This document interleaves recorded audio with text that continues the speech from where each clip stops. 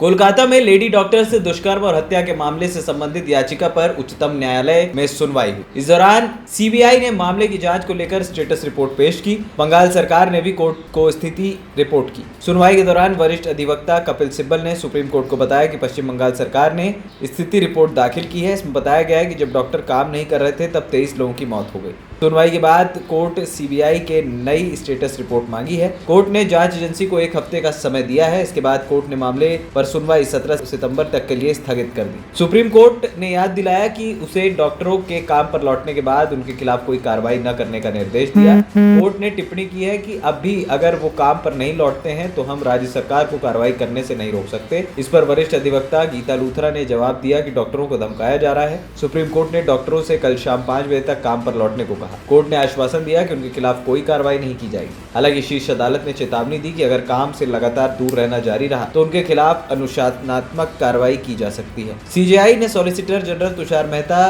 के आरजी कर medical college के प्रिंसिपल के आवास और अस्पताल के बीच की दूरी के बारे में पूछा। एसजी मेहता ने जवाब दिया कि लगभग 15 से 20 मिनट का।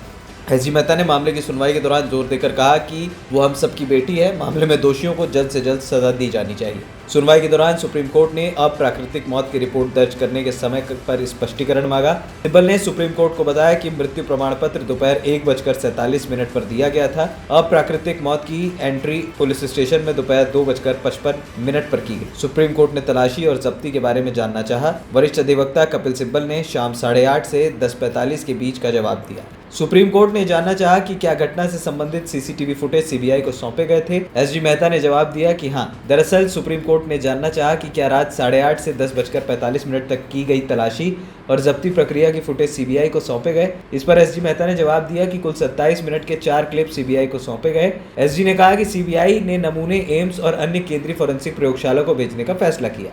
वहीं एक वकील ने पोस्टमार्टम रिपोर्ट पर सवाल उठाए। उन्होंने कहा कि योनि स्वैब नहीं किया गया। सॉलिसिटर जनरल तुषार मेहता ने कहा कि पोस्टमार्टम रिपोर्ट में ये नहीं बताया गया कि पोस्टमार्टम कब किया गया। एसजी मेहता ने आगे कहा कि दुष्कर्म और हत्या के मामले में पहले 5 घंटे महत्वपूर्ण होते हैं। सीबीआई के सामने अपनी चुनौतियां होती हैं जब वो घटना के 5 दिन बाद जांच करने आते हैं। सुप्रीम कोर्ट ने एसजी मेहता से जानना चाहा कि जब शव को पोस्टमार्टम के लिए भेजा गया था तब उनके पास पत्र था या नहीं। एसजी तुषार मेहता ने कहा कि उन्हें सौंपी गई फाइल में ये नहीं है। वरिष्ठ अधिवक्ता सिब्बल ने कहा कि उन्हें तत्काल दस्तावेज नहीं मिल पा रहे और उन्होंने इसे रिकॉर्ड में रखने के लिए समय मांगा। कोर्ट ने सीबीआई को जांच पर नई स्थिति रिपोर्ट जमा करने का निर्देश दिया। एसजी तुषार मेहता ने आरजी कर मेडिकल कॉलेज में तैनात सुरक्षा कर्मियों से संबंधित मुद्दा उठाया। इस पर कोर्ट ने पश्चिम बंगाल सरकार के गृह विभाग के वरिष्ठ अधिकारी और सीआईएसएफ के वरिष्ठ अधिकारी को निर्देश दिया कि वो सीआईएसएफ की तीनों कंपनियों को आवास उपलब्ध कराएं। कोर्ट ने निर्देश दिया कि सीआईएसएफ को आवश्यक सभी उपकरण और सुरक्षा उपकरण आज ही सौंप दिए जाए। सुप्रीम कोर्ट ने कहा कि राज्य गृह विभाग के एक वरिष्ठ अधिकारी और सीआईएसएफ के वरिष्ठ अधिकारी मिलकर ये सुनिश्चित करेंगे कि तीनों कंपनियों को आसपास के क्षेत्र में उचित आवास उपलब्ध कराए जाएं।